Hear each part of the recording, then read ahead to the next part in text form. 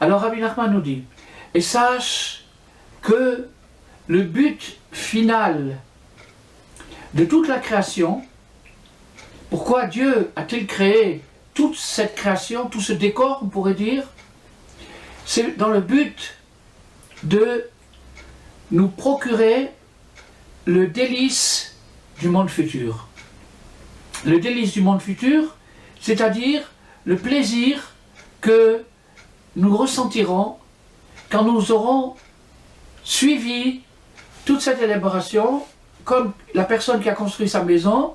chacun construit sa maison dans le monde futur. Donc cette maison dans le monde futur, c'est une maison de délice, une maison de plaisir,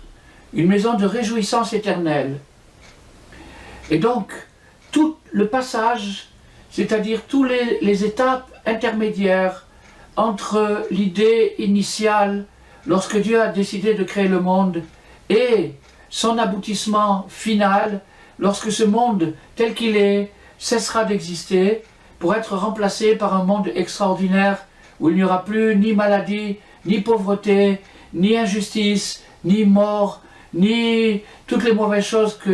indésirables, elles finiront par disparaître parce qu'elles sont toutes utiles pour nous préparer à la fin finale. La fin finale, c'est le début d'une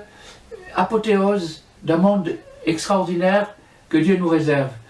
Bien entendu, il aurait pu créer directement ce monde formidable et on n'aurait pas été obligé de passer par ce monde dans lequel nous sommes maintenant, mais si c'était le cas, ça n'aurait plus aucun sens, parce qu'à ce moment-là, ça serait comme si Dieu prenait d'une poche et il mettait dans l'autre poche. Il ne peut pas se donner à lui-même,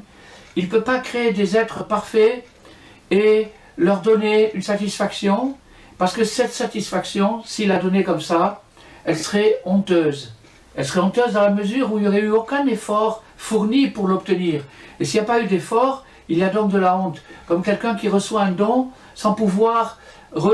donner du retour, sans pouvoir montrer sa reconnaissance, il y a une certaine honte là-dedans. Donc Dieu qui veut que la réjouissance finale soit dans l'honneur, parce que l'honneur c'est une partie de cette réjouissance justement, alors il est obligé pour ainsi dire de créer tout ce décor qui va permettre par les choix que nous ferons tout au cours de notre parcours pour arriver à construire notre maison dans le monde futur, eh bien c'est grâce à ça que nous arriverons à ramasser les éléments de lumière qui sont nécessaires pour la félicité, pour le bonheur éternel.